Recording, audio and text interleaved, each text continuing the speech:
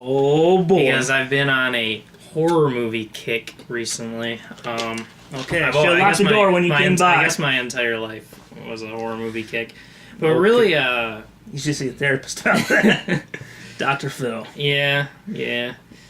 Well, really the interesting thing to me is more the topic of practical effects. Because I recently... the news is I just caught this new little featurette that was released for the movie. I believe it just came out in April, last month. The Void, which is a horror movie. A horror movie that uses entirely practical effects. And they just released a short behind the scenes showing how they made all of it. I didn't even know for sure if it was all practical effects. But yeah, watching this, it really is probably the best redeeming quality of that movie is that very, very intense, intricate practical effects that really kind of help things be more scary, and kind of makes me think about how often are practical effects being used in what ways in these new movies? Like, is there stuff at the extent that The Void did? I was trying to think of what big, like, studio productions have used practical effects lately. I mean, I can think of Star Wars Episode 7 had practical effects, and they were great. I liked those. I don't know, did Rogue One have any? I think it probably had a little. I can't comment on that for sure. I don't know, but yeah. Do you any that come to your mind that just great practical effects in modern films? Great practical effects. I haven't seen a lot, but one of the things I noticed, like, I rewatched this original Star Wars trilogy, and I kind of noticed, man, those 90s special effects, they don't really hold up. Yeah. The CGI. So, I'm just wondering, do you ever think that we'll get to a point to where, like, remember Two-Face in The Dark Knight, how that was CGI? Yeah. My worry is that, someday we'll look at them and be like, oh, that's so fake. I do think there's a point where it just won't look fake. Like, the thing, there actually is a ton of really, really great CGI that you probably don't even notice it's CGI, because there's certain things that CGI is extremely, extremely good at. Like, I would think, like, I don't know, clouds or something. There's little things like that can be computer generated in that are so good you probably don't even notice. But once you start to get to these extremely high budget, like, monsters and things that take up so much of your attention, I don't totally know when we could ever come to a point where you totally wouldn't notice with those, because especially when it's a being, a creature, or maybe human or whatever it is, you can just tell that it isn't something that is inhabiting physical space. I'm not an expert in CGI, so I don't know what is going on. Have you ever recently rewatched... It's a challenge to get through. Have you ever recently rewatched the Ang Lee Hulk movie? Not the good one with Edward Norton. The one with Eric Bana where he fights the poodles. I haven't seen that. Man, the Shrek in there... I mean, the Hulk in there... I said Shrek because that's what you think of. Freudian slip. I'm always thinking of Shrek, so... Why? Who doesn't think of Shrek? Donkey! It looks like Who Framed Roger Rabbit almost, but worse. Yeah. It looks so fake. But yeah, I was thinking about how, like, I'll rewatch, like, a lot of the old superhero shows, and it feels sometimes to me like they had this show Superboy, which was produced by the Salkinds, who did the Christopher Reeve Superman movies, the first three anyway. And after that, there was kind of Lois and Clark, which kind of experimented with CGI, I think.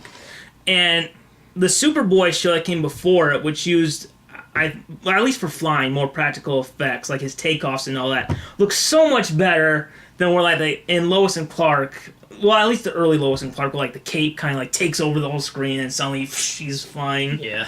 Yeah.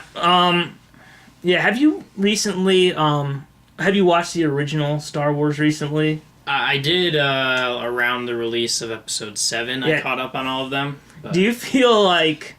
I feel for those the practical ones, for sure. We're talking about the special editions because that's all our generation can own. The 90s special. I mean, I have there are seedy internet places where I have seen the originals. The whatever it was, whenever they kind of replaced the last one they did when they had the big box set. I think it was like 2011 or it was before the Disney buy. Yeah. But I feel like those practical ones, practical effects hold up so much better than the 90s CGI. Yeah, I mean the problem is that people were being so experimental in the 90s and early 2000s with computer generated stuff that I mean that's obviously going to be the most dated looking. Yeah. I mean it was the beginning of it. So I mean we're cursed with this enormous array of films that just have the worst looking stuff. But I guess we needed to experiment and come out with all this stuff to reach a very advanced level of computer generated graphics. But when you look back, it doesn't look great. Yeah, another thing, to kind of call back to something earlier, the Sam Raimi Spider-Man, there's a scene, like, I feel like a lot of it, that the web swinging at least kind of holds up. But it's the scene where he's in the wrestling so you can see the eyes. Yeah. That's the part that looks fake. Because you can see part of what's supposed to be Tobey Maguire versus the suit. He's all covered, but... Yeah. Yeah. Yeah. Yeah, it's tough. I mean, they want to do big things with movies, and probably that's the best way to do it is with CGI, but I do like... seeing when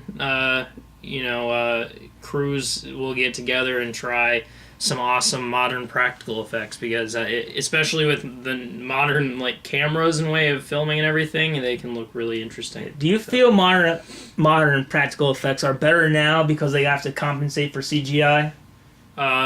So like does CGI make the people working on practical effects have to make them look better? I think, I hadn't thought of that. I think that might be one thing. I think another thing might just be the natural progression. I mean, people probably aren't working on advances to practical effects as much, but we still have all of our information from before we could use computer-generated graphics, and I'm sure it is getting better. I'm not sure if it's exponential. It might actually be plateauing. I'm not sure, but maybe there's a comeback because people are getting nostalgic over it. Because I mean, with it being used in the new Star Wars movie, probably movies, and this horror movie, The Void. Maybe, and apparently we can't think of anything else, but maybe we are seeing a resurgence of practical effects a little bit. Yeah, I don't think we'll ever get to the point where it's all practical effects again. I don't think so. But there's like a lot of nostalgia. I don't think so. Have you heard if the Episode 8, the Last Jedi, as we now know, which is a really good title. Yeah. Have you heard anything about them using practical effects? I haven't, but the reason why I said I assume all of them is because, I mean, if, like, BB-8 isn't, like, that's a practical effect, and it's not directed by J.J. Abrams this time, though, is it? No, it's every one of this new trilogy has a different director. Oh, okay. I believe, I'll look it up real quick, who is directing the new one. Yeah, I can't I believe the one who's directing Episode 9 is the guy who did Jurassic World. Let's see. Technology. We got Force Awakens. God bless you, Wikipedia. So Jurassic World, and that's another thing that I've been completely in the dark about because I have not even seen that critically acclaimed movie. Episode 8, The Last Jedi, is directed by Rian Johnson. Rian Johnson. What has he done? Because I am an ignorant have absolutely. I am the opposite of a film buff. From what we have on, from the good people of Wikipedia, which you should never trust. That is a sponsor, by the way. I know. We love you, Wikipedia. Please, Every time you would do that little thing at the top that says donate $3, come on, man, 50 cents. I feel kind of guilty saying that because I really appreciate Wikipedia. Yeah, let's see. In 2005, he directed Brick. All right, classic. In 2008, he did The Brothers Bloom. Oh, Looper, that one with Joseph Gordon-Levitt and Bruce Willis. I actually do know what that is. I haven't watched it, but yeah, and he had a cameo in Rogue One. Oh. So that's all I see. And he was a director on Breaking Bad. A few episodes. Which episode? He did Fly. He did Ozymandias. Ozymandias. That's one of the most famous episodes of television of all time. I've never watched an episode. I've seen the pilot Breaking Bad. I can't be the first one to say it, but it's good. It's a good show. I've heard about it. I remember. I was hoping Bryan Cranston would be the new Commissioner Gordon for Affleck. That's a good. But he did do it in an animated one, Batman Year One. Check it out. So yeah. We went through that rabbit hole, didn't we? Well, that's the most fun thing about podcasts is rabbit holes. Yeah. It'd be a good name for a podcast, actually, but it's not the name of this podcast. It's not. Which may or may not start with a the. It may or may not. The rabbit hole, man. Right. Story about how someone breaks into Bugs Bunny's house. Yeah. And get out of here, you boy galores.